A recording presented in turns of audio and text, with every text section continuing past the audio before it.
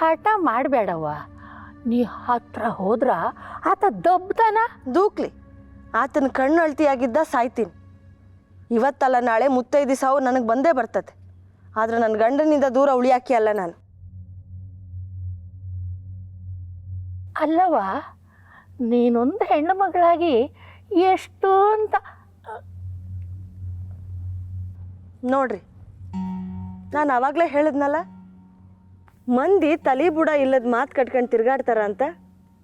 ಅದ್ರಾಗ ಇದು ಒಂದು ಮಾತು. ಹೆಣ್ಮಗಳಾಗಿ ಅಂದ್ರೆ ಕೀಳ್ಮಟ್ಟದಾಕಿ ಕೈಲಾಗ್ದಾಗಿ ಅಂತ ಅರ್ಥ. ಇಂಥವನ್ನ ನೀವು ಕೇಳಿಸ್ಕೊಂಬೇಡ್ರಿ, ನಂಬೇಡ್ರಿ ಅಂದಿದ್ದು.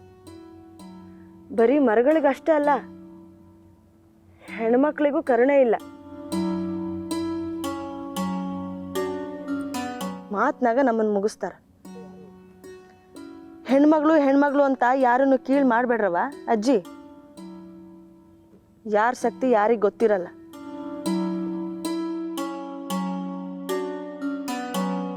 ಯಾವ ಹೊತ್ತಿನಾಗ ಶಕ್ತಿ ಅನ್ನೋದು ಹೊರಗೆ ಬಂದು ಏನ್ ಮಾಡುತ್ತೋ ಯಾರಿಗೆ ಗೊತ್ತು.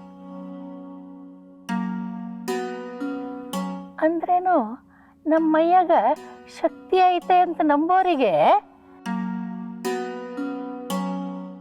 ಆ ಶಕ್ತಿ ಒಂದಲ್ಲ ಒಂದಿನ ಒಳ್ಳೆ ದಾರಿ ತೋರಿಸುತ್ತೆ ಅಂತೀ? ಹೌದು,